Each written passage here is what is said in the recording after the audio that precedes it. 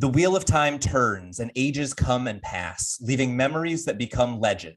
Legend fades to myth, and even myth is long forgotten when the age that gave it birth comes again. Welcome to Through the Glass Columns, a Wheel of Time read-along podcast. Each week, we will be reading, discussing, and digesting a small selection from Robert Jordan's fantasy opus. This quest is led by Tylor, a true Wheel of Time warrior. I have all stories, ages that were and that will be. And I'll be joined by Greg, a complete novice to the Wheel of Time. The Wheel of Time and the wheel of a man's life turn alike without pity or mercy. Join us each week as we read the Wheel of Time in our own sweet time, traveling deeper and deeper through the glass columns. But what does that even mean? No. You don't get to find out yet.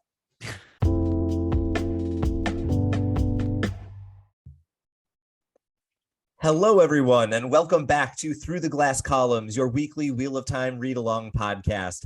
I am Tylor. I have read these books. I love these books. We're getting to the part of this book that I love very soon, and I am joined by Greg, who has not read at least the last couple hundred pages of this book and doesn't know which part of it he loves yet. Greg, how's it going?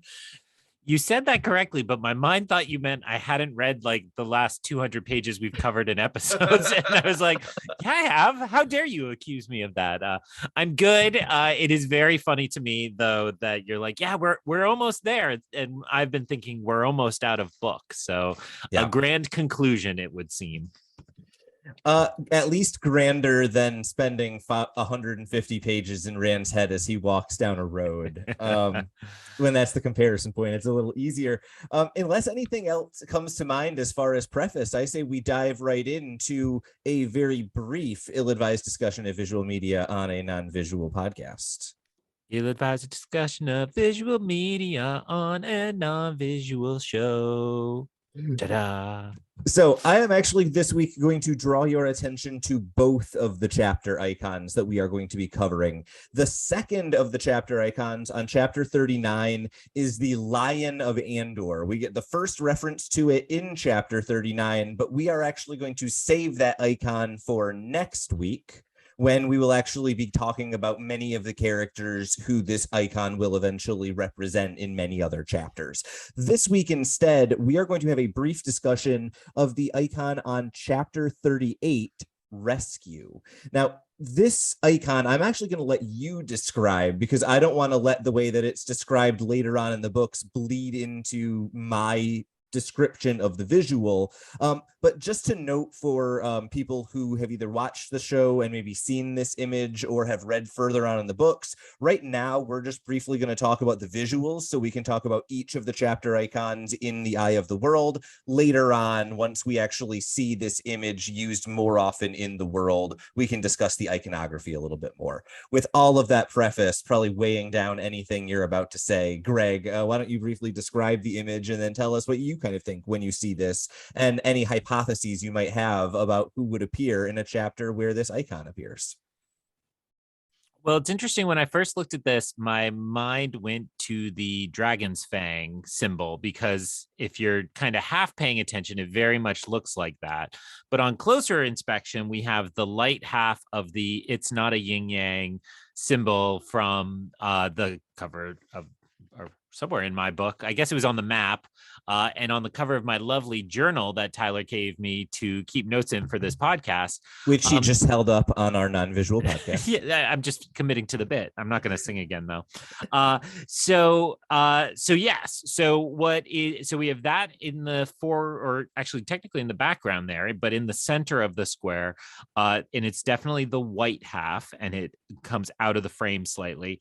And then in the bottom left and top right corner, we have these fragments of the sun, which is very reminiscent in structure to the one we saw on chapter 37, The Long Chase, which would have been our previous discussion of non-visual media. Nope, visual media on a non-visual anyway. Last time we talked about a pretty picture. What I did not mention when we talked about the last one, because I bit my tongue, but I guess I'm a little loopier tonight. What comes to mind most with this stylized sun is I had a stepmother for a time being who was very hippy dippy, and one Christmas I bought her a mirror that was almost exactly shaped like this sun with the kind of wavy lines around the edges. So now as I look at this sun, I keep thinking of the hippy dippy stepmom who, lovely enough person who really liked her sun mirror until, and here's the kicker, when they got divorced, she gave it back to me thinking I wanted it back. And it went to a thrift store. So I don't think that's standard practice in divorces, but I'll work it through with my therapist later. Yeah, sounds right. Well, first off, bless you for noticing the comparison between the dragon's fang and this image. They are, in fact, mirrors of each other, both in world and in the not quite a yin yang symbol, as we are currently describing it, the black and white cookie, if you prefer. And I think what's really interesting to me about this image is the difference between dark and light, which is something we've been highlighting, because in almost every other image that we've looked at, we have seen either kind of a dark image on a light foreground. I think like the wolf was a good example of that, or the Trolloc horns. But other than those, we've only seen kind of white images with some darkness within them, right? That's how the dragon's fang was represented. That's how the sun was represented in the previous chapter. And so to get something so stark here, where the only darkness that impedes on the kind of teardrop shape that we have in the center of the image is this sun, and it's just the outline of it. There's not even any darkness within the sun. That's the only intrusion. I think that's kind of stark compared to what we've seen, just in terms of how we associate this image with the light versus the dark. This is very much kind of the brightest, lightest image we have seen so far. Given that, I'm curious, given these observations, we're seeing a sun that's similar in style to what the white cloaks have, but without all the darkness within it. We're seeing this kind of teardrop that's the antithesis of the dragon's fang. I'm curious what your thoughts are on what you think a chapter with this icon on it contains, right? What does this precede, in the same way that we said the wolves were Perrin, or maybe like the leaves we talked about maybe being nature sometimes, or things like that? Yeah, well, it's actually funny because when you said we're going to talk about this, my mind looked at this image and it immediately thought of the next chapter, which has like a lot of talk of factions and kind of disagreements. And so there's a way in which the two opposed suns look like they're fighting over the light side, for lack of a better term. So when I saw that, it was like, oh yeah, it's like, who can claim the rightful light or the power? And so then I was like, oh no, wait, this is the first chapter. This is the rescue. So the theme is still there, right? Mm-hmm. Because the white cloaks are acting like they're fighting the, ready for it, dark friends. There it is. But in reality, they're hurting the chances of the light winning, at least as we understand it. So then it does feel like, okay, especially that lower quadrant of the sun, or quarter of the sun, looks like it's kind of snaking up like an ivy or a vine to kind of take control of the light. So I might call that the white cloaks, and the black is in a little more relief there. And then the kind of more pure version claiming the light from up in the top, or vice versa. It doesn't really matter, but a contest to see who is actually the good guys, in other words. Interesting. I like this symbol potentially as good guys v good guys, the PvP, if you will. I'm willing to just stick with that hypothesis rather than contradicting you in any way until we have more data to contradict or support it, which we will get some of, by the way, in chapter 40. So let's put your theory immediately to the test. That being said, since this was mostly just going to be a discussion of the visuals, unless you have any last thoughts, I say we dive straight into chapter 38, Rescue. I have still not picked out which tattoo I am getting. This is not making the cut at this time. So Although, if this podcast goes on for 10 years, we could get like half of that one on your arm and half of it on my arm. And then when we stand back to back, Charlie's Angel style, we can link them up and they'll match. So this will be the first time am announcing this to anyone other than my wife and our friend Carl. But I actually have plans.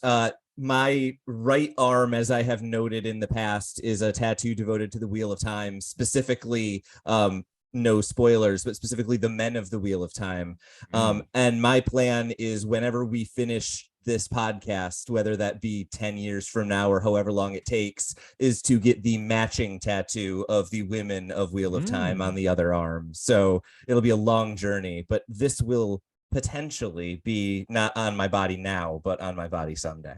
So that was a commitment to the podcast, but a rejection of my plan to have us have a half a tattoo on each of our arms that match up. That is 100% correct. Yes. So what I'm hearing is it's down to butts. Like, that's it. I was thinking tramp stamps, but all right. On that note, we got time to negotiate. Rescue is the name of the chapter. All right.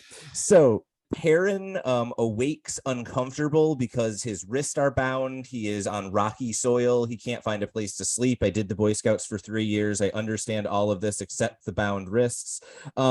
Basically, Egwene and Perrin are exhausted from being dragged behind the White Cloaks for days. Luckily, the White Cloaks have been moving relatively slowly because they lost a number of horses to the wolves in the Ogier steading. But there's a brief description of kind of the pressure they're under to keep walking and not fall. And it's pretty grueling stuff, even just for the page and a half that it's given. Then in the middle of the night, and this is a name that I am sure I am mispronouncing compared to the television show, but they haven't said it yet. So I'm just going to go with what's in my head.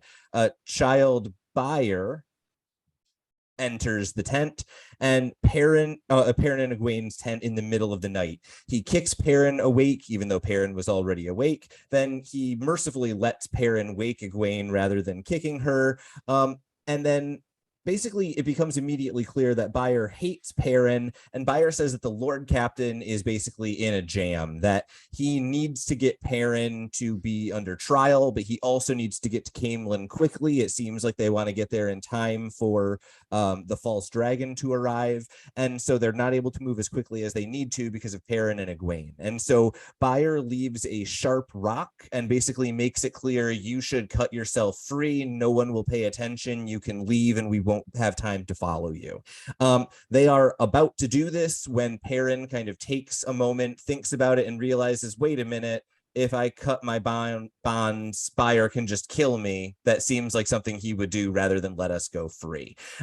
He is about to confront Buyer about it, and Perrin even sees kind of in his eyes Buyer's about to kill him, and then bam, out of nowhere, Deus Ex Machina, we realize, oh hey, Lan is here, just like we saw in the previous chapter, and remarkably quickly in the book, he just gets them out, right? If this was a level of a stealth video game, it's the one where someone better than you teaches you how to stealth. They get out, and when they get back to Moraine, she informs them that Nynaeve hasn't returned, and then Lan immediately turns to go after Nynaeve, and Moraine basically has to lambast him using all of his titles, which I'm sure we'll at least briefly talk about, to get him to stay. Nynaeve then arrives with Bella and another horse in tow. They start to flee, and as they do, the wolves in Perrin's head send to him, one day again.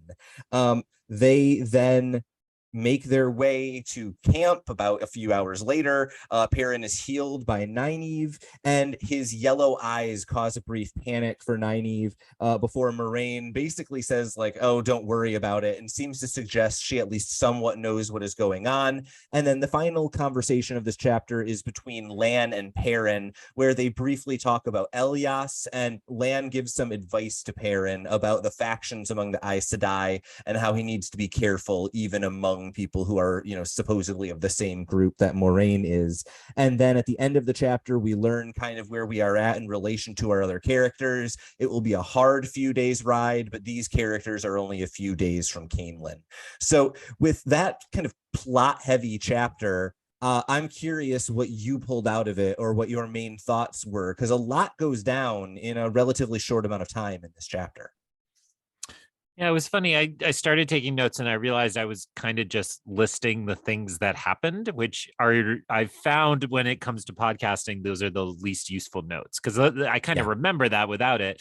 And so as I look through, I'm like, oh, I don't have a ton I really cared about here. So I will just offer, even though it's later in the chapter, my absolute favorite moment here was a writing moment. And that was, as you referred to, Dapple saying goodbye to Perrin, Oh, yeah. and it just was really striking. And I like those kind of moments where there's a lot of chaos going on, but there's just like one kind of moment of clarity.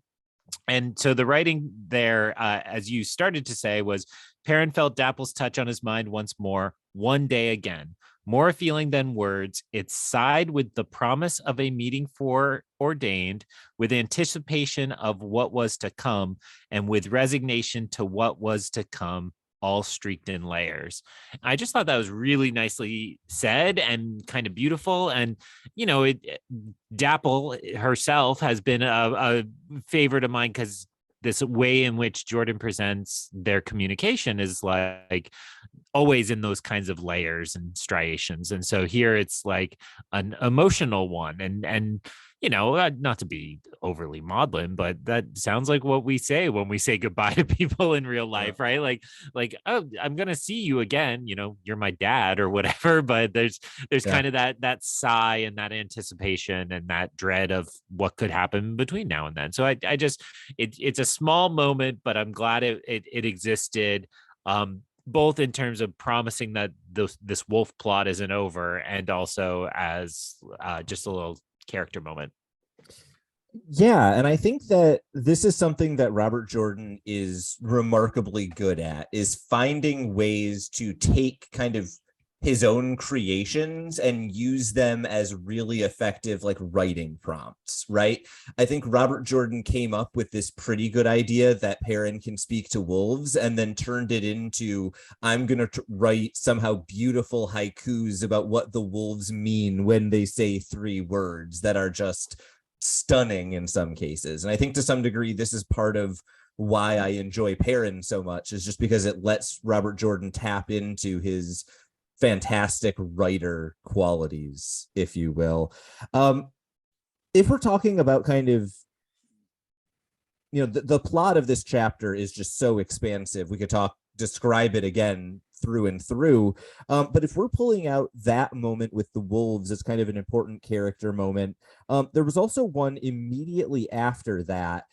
So he says goodbye to the wolves. They go to the camp. Nynaeve is healing him. And as Nynaeve is looking at all of the bruises and is about to heal him, she asks Perrin, kind of, almost like rhetorically to herself, she says something along the lines of, how could he hate you so much?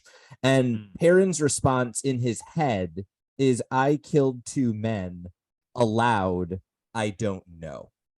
And that as a moment, especially following Perrin and the Wolves, I think really kind of helps us figure out who that character is, right? He's struggling with how much he can reveal to different people. He's struggling with who he is with the wolves or without the wolves, and just that duality. That I thought the way that Robert Jordan literally captured it, I think in two sentences: I killed two men, period, aloud quotation mark, I don't know, end quotation mark. And it's really effectively done, I think, as a character moment.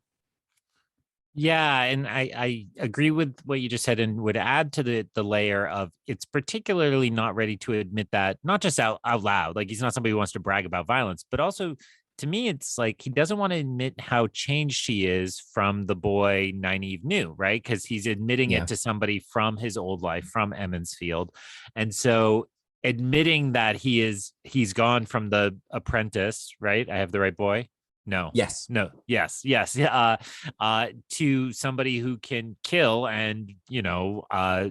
not without real hesitation, I think is admitting aloud and admitting to himself how much he's already changed with whatever is happening with the wolves. So I think that that's right to say, all of that is bound into a very small sentence, which is really nicely done. Yeah.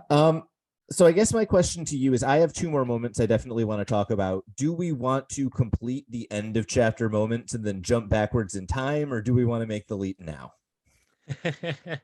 uh let's wait. I Let's also have two more moments.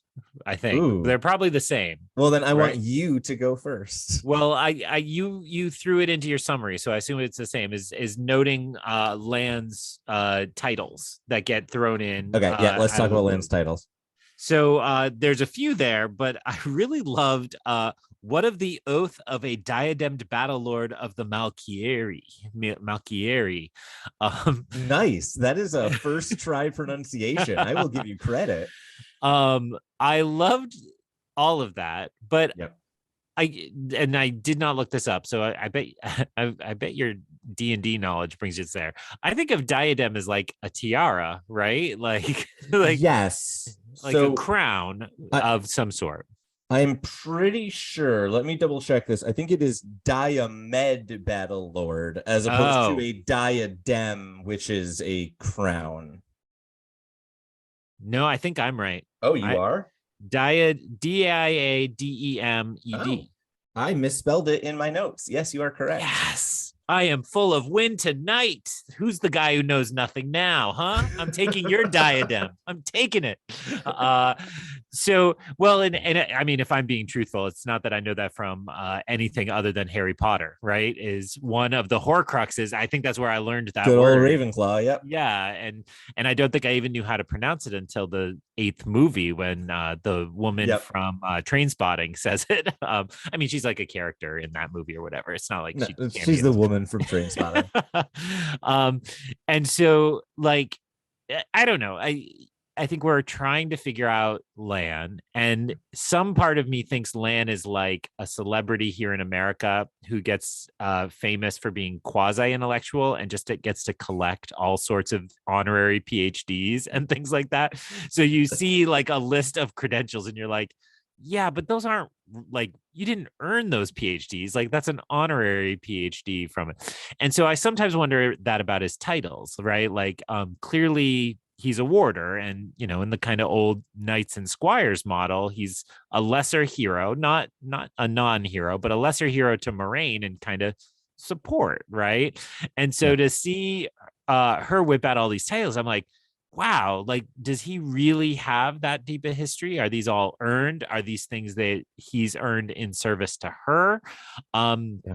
You know, but or I guess the alternative would be, I mean, they could be fake. So three alternatives. They could be fake, or he's earned them with her, or he earned all of those, which got him the ability to be a warder, right? Like got him Right. welcomed into the crew. And I don't really know where I'm at, but that is just, and there are what, one more and two more and no, one more. Lord of the Seven Towers, which I think we've heard that one Yeah, before, that one right? we've gotten before. Yeah. Okay. I'll stop ranting. Tell me about them. I can tell you nothing about them whatsoever without spoiling anything. What I'm actually curious about, I was hoping you would talk about the titles because I can't say anything. Hmm. But what I'm curious about is the why of Moraine breaking out the titles, right? Because the progression of events is basically Lan arrives with Perrin and Egwene. Um, Moraine says Nynaeve hasn't returned. Lan turns on his heel, takes a step or two, and then Moraine starts almost like berating him with like, "Are you seriously going? You're a diadem battle lord of whatever. You're the lord of whatever. Stay. You promised you'd listen to me." And so the fact that she is pulling out that trump card to prevent Lan from going back for Nynaeve, I'm curious what you think about that moment and how it, changes or colors the way you think about those characters and their relationship with each other. I think when we were last with them, not last week, but prior to the long Rand section, we noted that Lan was kind of forming some begrudging respect. Yeah. Game recognized game, I think is how we discussed it in very erudite terms.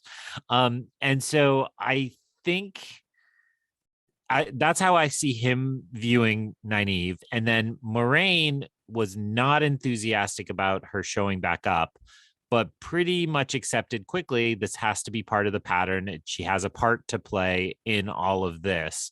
And so to me, this is a moment here.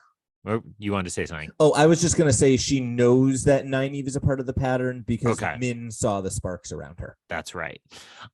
So to me, this is a moment where Lan has just decided she's not worth the trouble, right? Like, I'm not going back in for her. I'm not doing this. I didn't sign up to just protect all these simple folk from Emmons Field. And Moraine now so sure that she's part of this plan. It's like, no, we can't keep going. It's not just about the boys and Egwene. It's also about Nynaeve. And so, it very much, while it seems very dramatic, it's my wonderful grandma invoking my middle name too, right? Like it's their version of that where it's like, oh, like I better listen. Like Totally. Now we're in trouble.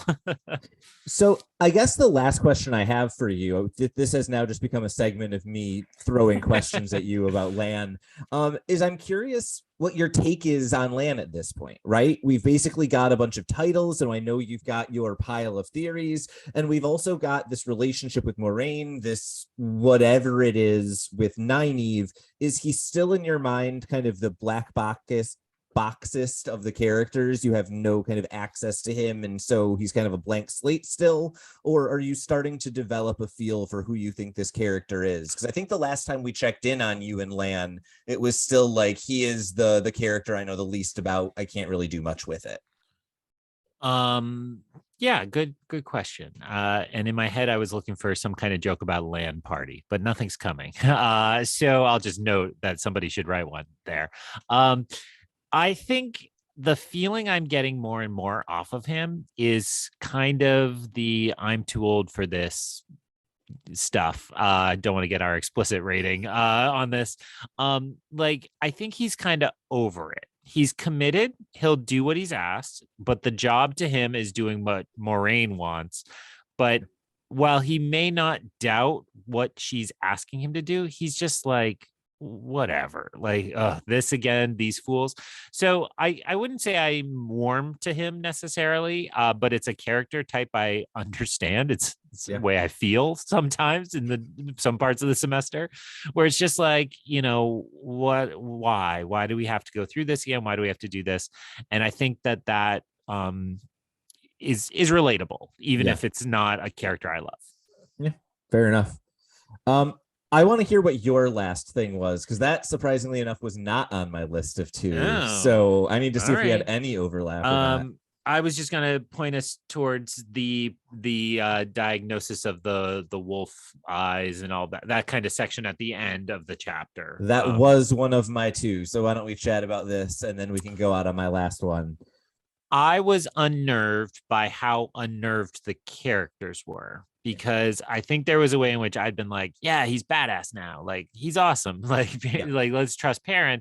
And the way they reacted so strongly surprised me. Now, in hindsight, this was a clear indication to the White Cloaks that he was a dark friend, right?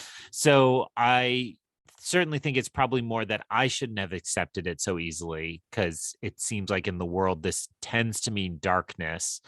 And I guess I'll throw it to you with the question, like, should we be seeing wolves on the side of the dark friends, or like, or is it just that it's always too simplistic to think of everybody on one side or the other, that you're always going to have a more complicated picture of these factions?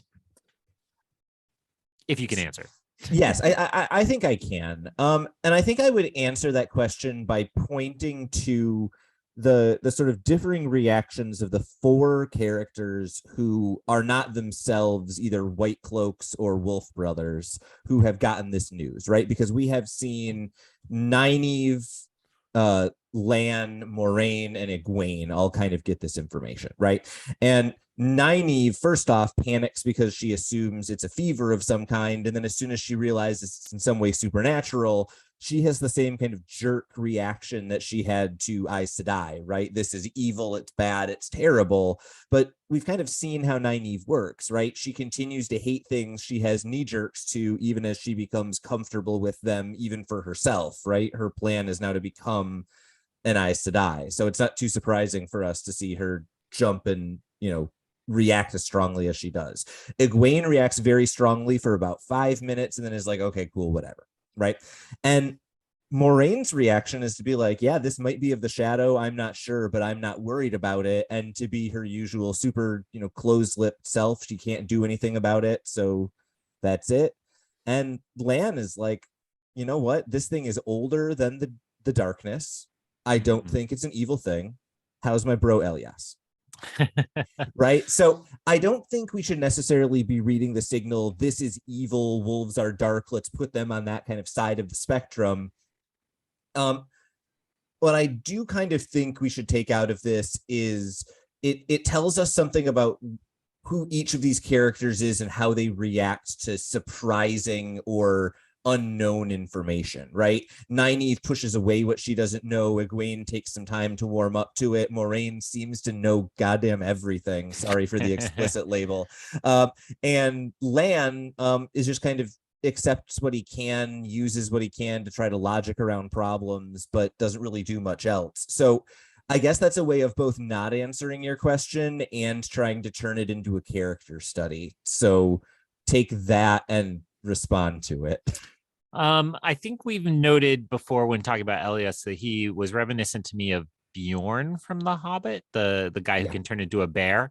And I think I'm placing the forces of the wolf guy in that kind of same place, which is, a different, like an older power, like you just alluded to, right? And it's like, yeah, this isn't his fight.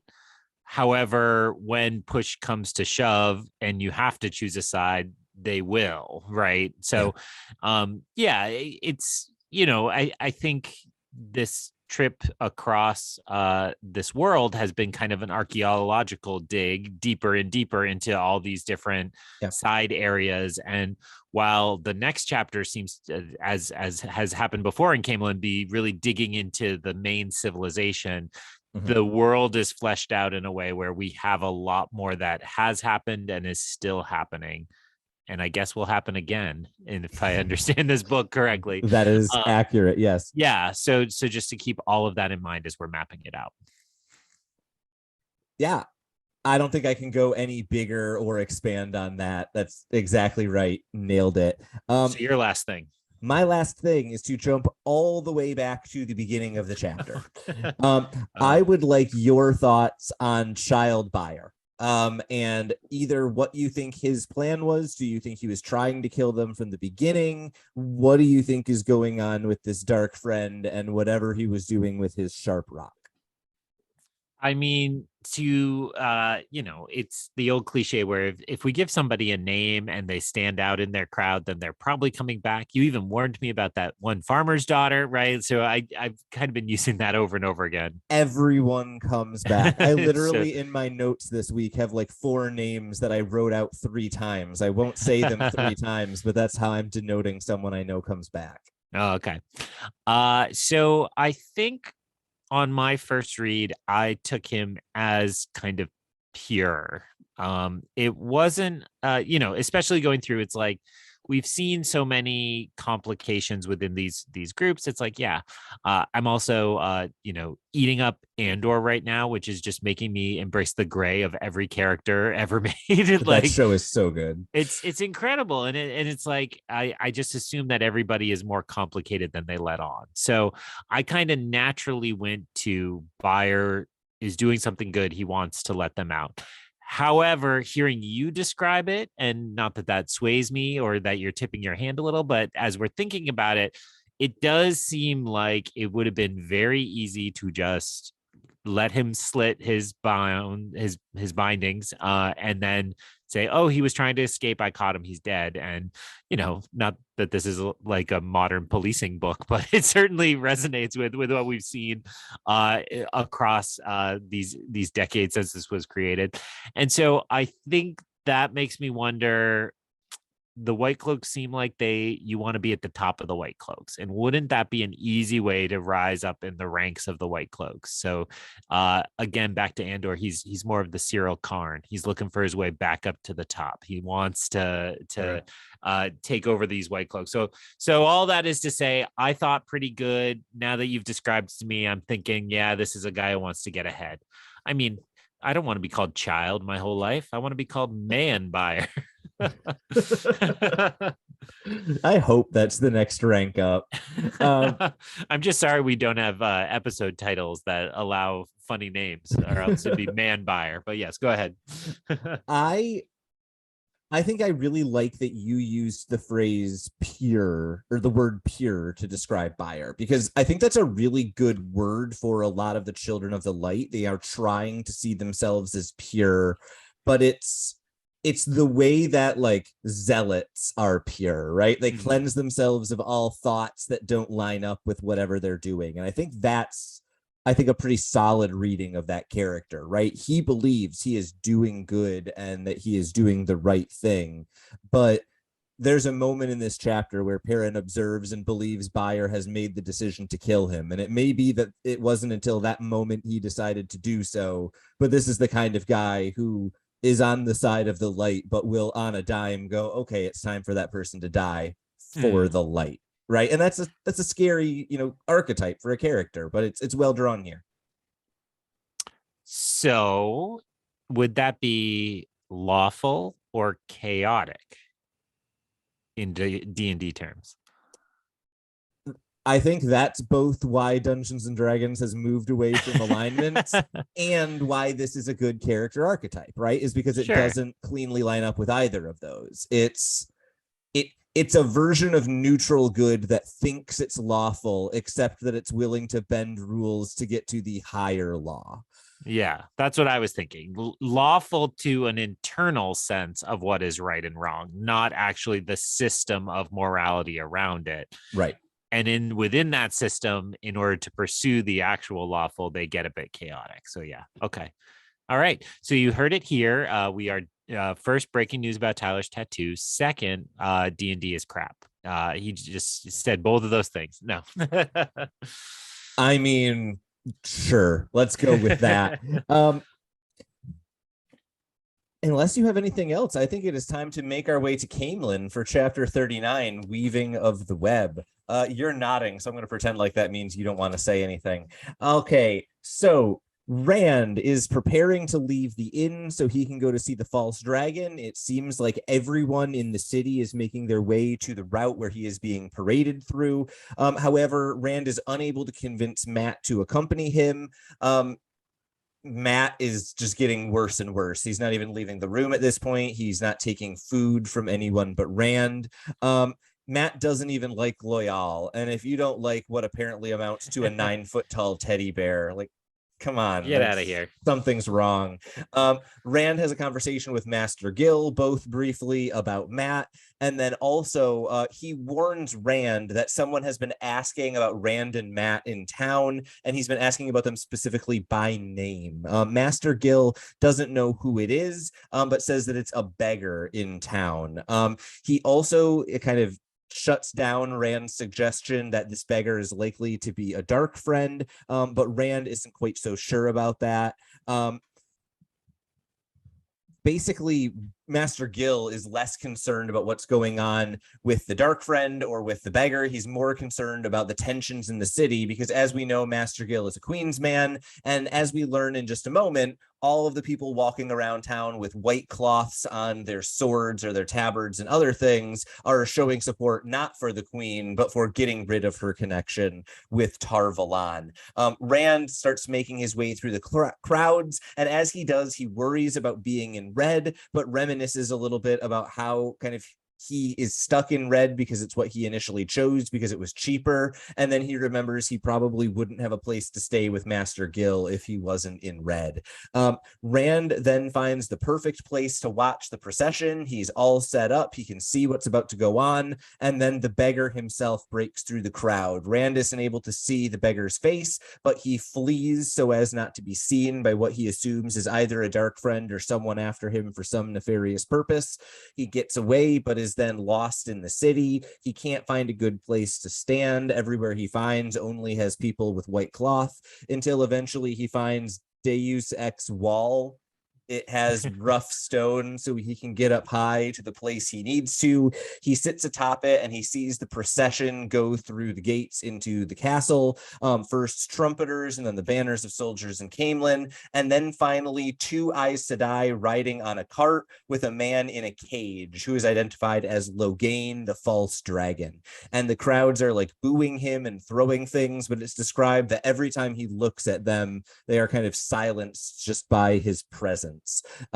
Rand sees this and then the armies that follow after, and then out loud to himself, he wonders, why were the Aes Sedai watching him? He wondered out loud, and the response is, they're keeping him from touching the true source, silly, and he falls. End of chapter, blackout. Something fun's going to happen next week.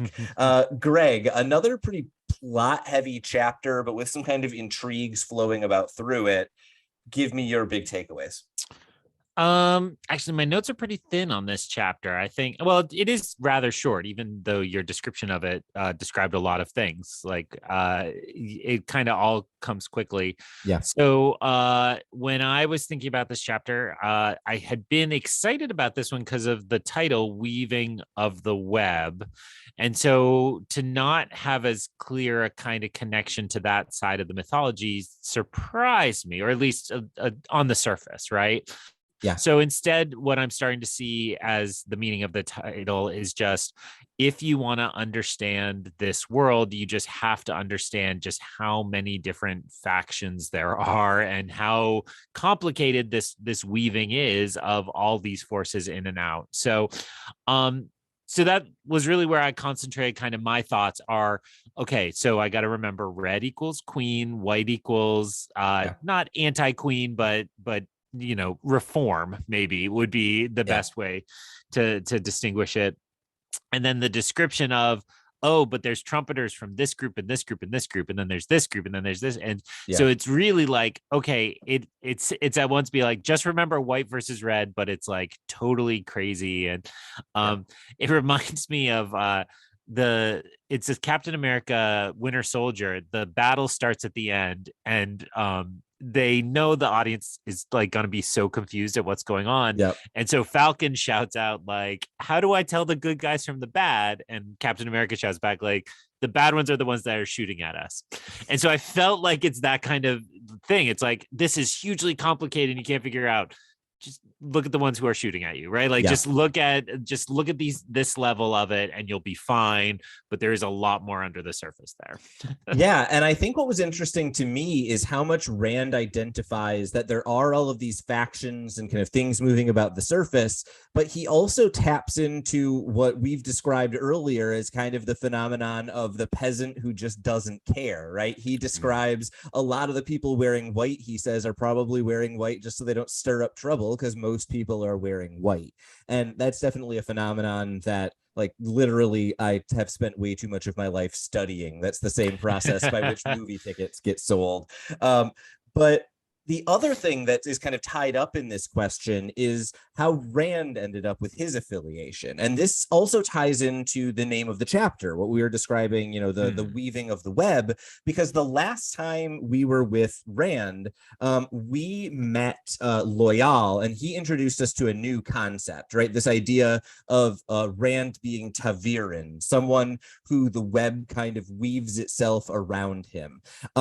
And Rand being ta'veren, I think, is a really useful example of how did Rand end up in red, right? Because Rand gives this really kind of succinct example of, I'm in red, so now I'm an outsider, but it let me get in with Master Gil, and it changed these people's perceptions of me, and that's how being a ta'veren works, right? And so while I think this is a chapter where the actual action doesn't line up directly with the weaving of the web, I think the idea of the web weaving itself around Rand is really apparent in this chapter, right? Think of all the little coincidences in this chapter that cause Rand to be in the right place at the right time, exactly for the beggar to show up, or for him to end up at this wall exactly when he needed to get on top of it, to have whoever it was talking to him interrupt him, right? And so I think while the title of the chapter is sort of a description of the process by which the chapter plays out, I think it's actually quite apt given what we see happen. Yeah, that's pretty convincing to me, and I understand it. Yeah, I mean, you joked about the wall just kind of appearing, but it is. I'm gonna run this way. I'm gonna jut this way, and look at that. I just happen to be at the wall that takes me up. Well, and layer into all that too that it pulled Tom in originally, right? Like that maybe some of this is pulling people into the web, and along for the journey, which opens up the inn and so on, and seems to be an ongoing part of this. So yes, and that all makes me just think the whole point of this, I mean, I think it's important that we saw Logain, and the description is stunning, kind of that, it sounded like your kind of standard, I think of the Hawthorne story, My Kinsman Major Molyneux, like the tar and feathered person getting walked through town that, is being shamed and so on. And yet this person is clearly above all of it. Maybe the better reference is like Cersei in Game of Thrones, who had to walk through the streets with the woman from Ted Lasso, which is just mind boggling. But at the same time, I think the point of that scene in Game of Thrones was that she remained regal. I don't know how effective that was. Whereas in this, it's like, well, he's telling us that he's sitting on a throne, basically. And it sounds more like a buyer, right? Is that the name for? Yeah. Okay. I was second guessing myself because we were just talking about. We were just using that word. Yeah. Yeah. Then it does a cage. So I think it's significant we see that, but the whole point of the chapter seems to be get Rand to the beggar, who I'm assuming is who speaks to him and tosses him off a wall or startles him off a wall. First off, very bold of you to assume that the beggar would call him silly. I love that. We're going to see if that prediction holds up. But regardless of whether the beggar shows up at the end of the chapter or not, I'm curious what your theory is on who the beggar might be. This is clearly a character with some connection to our characters. Rand initially worries that the Dark Friends know his name because prior to this, there hadn't been any sign of that. So either the Dark Friends do now know the characters' names, or the beggar is in some way connected to these characters, likely in a way that we at least would have some, insight into from what we've seen so far. So I'm curious if you have any theories about who the beggar might be, what faction they might come from, or any thoughts. This doesn't need to be Greg's wild predictions time, but I do always love Greg's wild predictions. Well, I do, like my mind would go immediately to somebody from the party who's missing. And we've just caught up with everybody from the party pretty much, except for Tom. So, but it would not make sense for it to be Tom, because why would Tom hide himself and not just come talk to the inn at the inn he would sent them to? Yeah. So who else comes to mind is the woman who saw the sparks? Woman? Min. Right? Min. Yeah. That was in the first city, right? Before all the trouble. In Fairlawn. Yep. That's somebody who stands out as having seemed like a part of this, having seen there. And then I think after that, we end up on it makes me think more of Emmons Field, right? Like, so the familiarness of silly means they knew him as a little boy, perhaps, right? And so it could be Egwene, like if we're messing with time enough that they got here and the party's here. But that doesn't feel right to me. I think it's somebody else. See you next week. Tune in next week at the same time, the same podcast channel, and we'll know the answer. Because I believe I saw it does just continue with Rand in the next chapter, right? Like it continues with Rand for a while. Okay. All right. This is welcome back to Rand November. Next week through the glass columns. You are just pitching ending this episode immediately. I'm not saying I have much else to talk about because it's a lot of plot. Yeah. Was there anything else that jumped out to you in this chapter? I used stars. Was there anything else starred in your notes? I'll give you the whole of my notes. Matt still grumpy, Rand excited, Yep. Red equals queen, Yep. even more factions, Regal low gain. So I think we've hit everything on my list. Uh, excellent. That sounds right. So I guess what I want to lead or kind of leave us with, kind of last question of the night for you, is as we were kind of entering today's episode before we went on air, we were talking about how little of this book is left, right? It's easy to look at this novel with a giant chunk of the next book and a glossary at the end of it and feel like there's a lot more to go than there actually is, right? I think in your edition, you said we're down to like 200 or so pages, something like that. So as we are kind of now getting towards where most books are kind of revving up for the big climax, this book seems to still be kind of meandering a little bit, right? We've got our first signs of things coming together, but we're not quite there yet.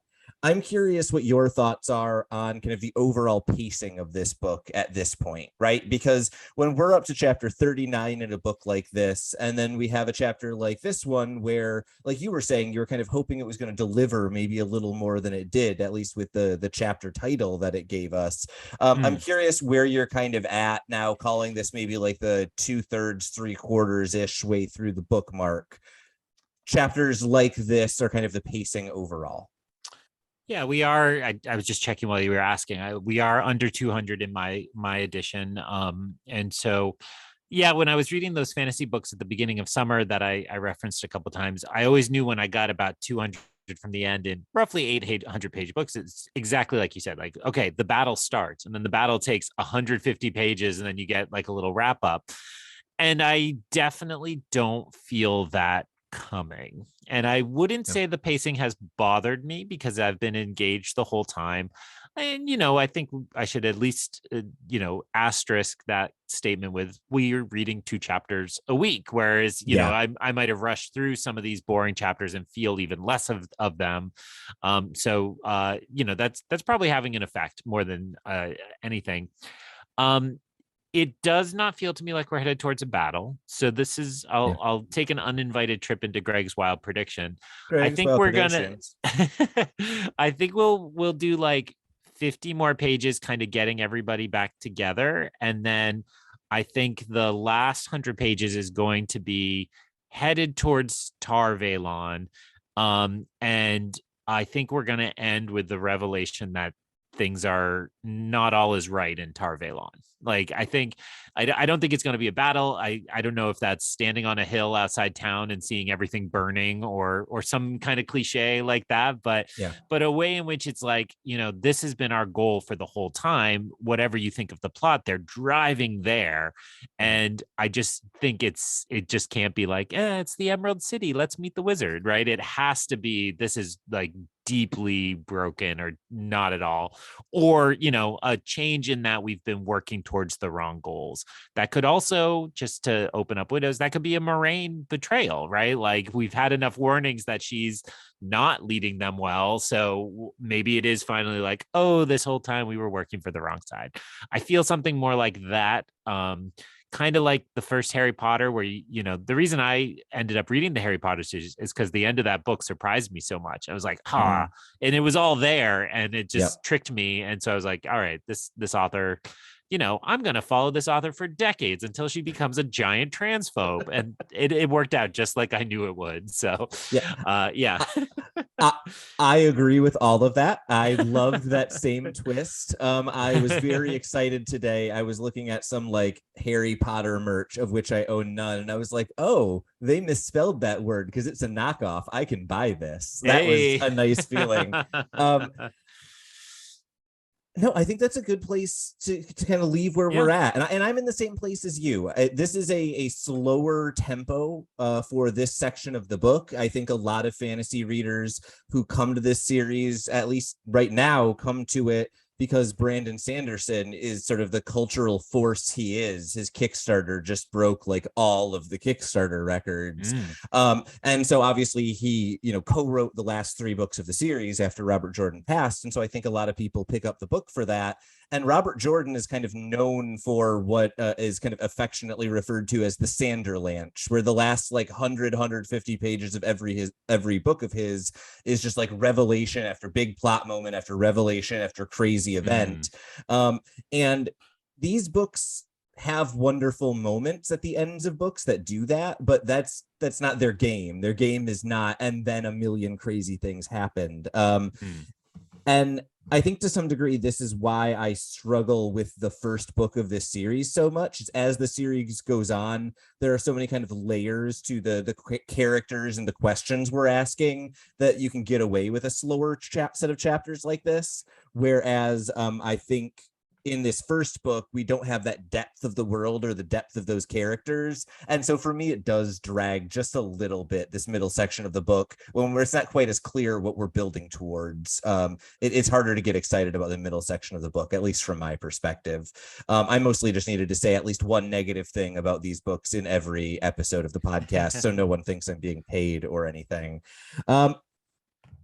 I guess last notes. Next week, we are going to be reading chapter 40, The Web Titans, and chapter 41, Old Friends and New Threats. And I do want to just make a quick note about these two chapters. First off, The Web Titans is just a big old chapter. It is almost as big as the chapter that we had stand on its own a few weeks ago. We did briefly chat about whether this one should stand on its own, and we basically decided that other chapter is kind of our low end for a chapter that needs to stand on its own, and we'll call this kind of the high end of a chapter that can be paired with something else. So this is kind of our about the longest we want any of these sets of two chapters to get, but just be aware when you're heading up to next week, give yourself an extra half hour for reading or hour or however fast you read. I don't know your life. Greg, any last comments before we make our way out of this episode? I think we just mapped it out, and so making this choice also means we get to finish this year, which is very important to me, as I've alluded to. So and I think they'll all air this year, so I think we're looking for a wrap up around Christmas and then maybe a couple weeks off, and we'll start January with book 2. But we're really enjoying the process and have every intention of kind of powering on through. So I got to go to the bookstore tomorrow, or pretty soon anyway, to get ready. For those of you heading to the bookstore, these books are never numbered. Book 2 is The Great Hunt. You are looking for The Great Hunt. And I just want to say we've talked about kind of like this end of the book being kind of like the slow click up that second hill of the roller coaster, and then you finally get your ride down. I think the weaving of the web is the last click. So we'll see you for the first trip down that roller coaster next week through the glass columns. So ends another episode of Through the Glass Columns. We thank you for joining us and continuing with us on our quest to cover all of the Wheel of Time in our own sweet time. This podcast features original content developed by Tylor Orm and Greg Cass, and is not in any way affiliated with, associated with, or condoned by the Robert Jordan Estate, Tor Fantasy, or Amazon. All content is intended for entertainment and educational purposes only. If you're enjoying this podcast, please seek out the books from your local bookshop or library and join us as we continue our journey. If you'd like to contact us to share your thoughts or give feedback, you can email us at throughtheglasscolumns@gmail.com or find us on Instagram and Twitter by searching Through the Glass Columns. Thank you once again for being part of this community. If you're enjoying the show, please subscribe to the show, leave us a review wherever you're listening, and recommend the show on your social media to help us grow our community. We look forward to welcoming you back next time through the Glass Columns.